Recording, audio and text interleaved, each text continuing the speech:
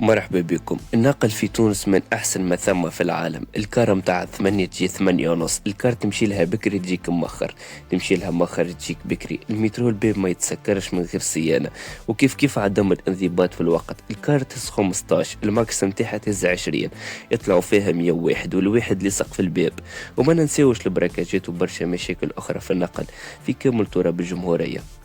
النقل في تونس ولا كابوس لكل مواطن تونسي، والكيران في تونس ما عادش وسيلة نقل، ولات ساحة صراع على الكراسي باش ما تقعدش ويقف. أغلب أسطول النقل في تونس متهالك، المتكون من الحافلات، المتروات، التاكسيات وحتى الطيارات اللي هما يتكونوا من 30 طيارة، مقارنة بأثيوبيا اللي تمتلك 92 طيارة. من غير ما نتعمقوا برشا في الطيارات نرجعوا للكيران. أغلب الجيران في تونس يمشوا بقدرة الخالق، شبابك مكسرة وفي الصيف نتخنقوا بريحة العرق، وفي الشتاء تجي مخر وبعد ساعات ما تجي جملة، والعرق في وسط الكيران على البلايص الناطرة التحرش.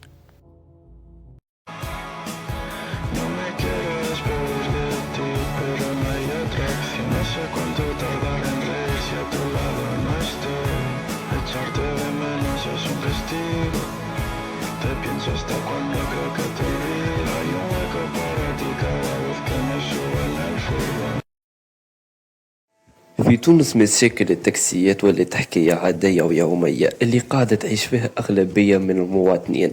ثم أوقات معينة من النهار كيما وقت الفطور ولا آخر النهار ما عادش تلقى حتى تاكسي، وحتى كان تلقى يقولك الجملة الشهيرة بكش في ثنيتي.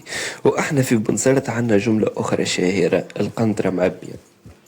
وزيد على هذا التسعيرة الإضافية اللي تتزاد وقت المطر ولا الفليجة. وما ننساوش التاكسيات المهترئة، يمكن نسبة 90% من التاكسيات مربوطة بالتل في تونس.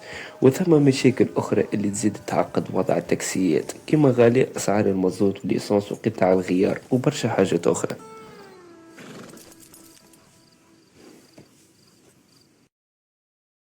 الخطوط الجوية التونسية تونيسير عندها أعوام وهي تعاني من برشا مشاكل خلت المسافرين فاقدين الثقة فيها.